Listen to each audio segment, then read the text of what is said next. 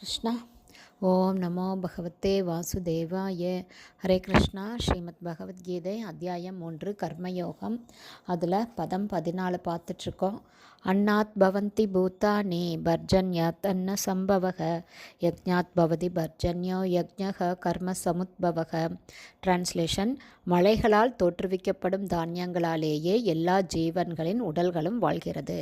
யாகத்தால் மழையும் விதிக்கப்பட்ட கடமைகளால் யாகமும் உண்டாக்கப்படுகின்றன. இதில் பகவான் என்ன சொல்கிறார் அப்படின்னா, விதிக்கப்பட்ட கடமைகளை வரைமுறையாக ஒழுங்காக செய்வதே பெரிய யாகம். மேலும் தேவர்கள் பகவானால் நியமிக்கப்பட்டவர்கள். ஒவ்வொரு துறைக்கும் ஒவ்வொரு தேவர்கள் இருக்காங்க. இந்திரன், சந்திரன், வருணன், இப்படி எல்லாருமே வெப்பம், ஒளி, நீர், காற்று, மழை எல்லாத்துக்கும் இவங்க இருக்காங்க.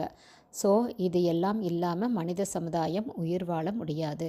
அதனால் தேவர்களுக்கு நாம் செய்யக்கூடிய யாகங்களை நாம் செய்யும்போது அவர்கள் எல்லாருமே நமக்கு அனுகிரகம் செய்வாங்க. மேலும் இதில் என்ன முக்கியமாக சொல்கிறாங்க அப்படின்னா, தானியங்களும் காய்கறிகளுமே உணவுப் பொருட்கள். மனிதன் பலவிதமான தானியங்களையும் காய்கறிகளையும் பழங்கள் முதலியவற்றையும், மிருகங்கள் தானிய கழிவுகள், காய்கறிகள், புல், தாவரங்கள் இவற்றையும் உண்கின்றனர். மேலும் புலால் உணவு உண்பவரும் கூட மிருகங்களை அவர்கள் உண்பதற்கு காய்கறிகளின் உற்பத்தியையே நம்பியிருக்க வேண்டியுள்ளது. அதனால் நிலத்தையே, அதன் உற்பத்தியையே அடிப்படையில் நாம் சார்ந்திருக்கிறோம். விவசாய உற்பத்தி தேவையான அளவு வான் பொழிவை நம்பியிருக்கிறது.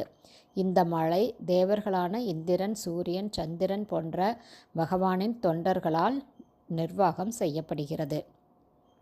மேலும் பகவான் ஸ்ரீகிருஷ்ணரே யக்ஞ புருஷர், எல்லா யாகங்களின் பரம ஆளுநர். அதனால் பகவான் கிருஷ்ணரை திருப்தி செய்தாலே எல்லா தேவர்களையும் திருப்தி செய்ய முடியும். அதனால் பகவான் ஸ்ரீகிருஷ்ணரை யாகத்தின் மூலமாக, அதாவது சங்கீர்த்தன யாகத்தின் மூலமாக, இந்த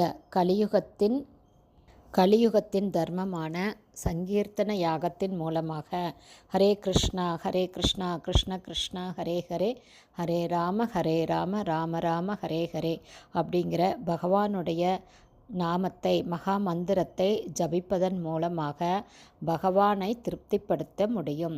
பகவான் ஸ்ரீ கிருஷ்ணர் திருப்தி அடைந்தால் எல்லா தேவர்களும் தாமாகவே திருப்தி அடைந்து மக்களுக்கு எல்லாவித நன்மைகளையும் செய்வார்கள். அப்படிங்கிறது தான் இந்த ஸ்லோகத்தில் நாம் தெரிஞ்சுக்க வேண்டியது. ஹரே போல், ஹரே கிருஷ்ணா.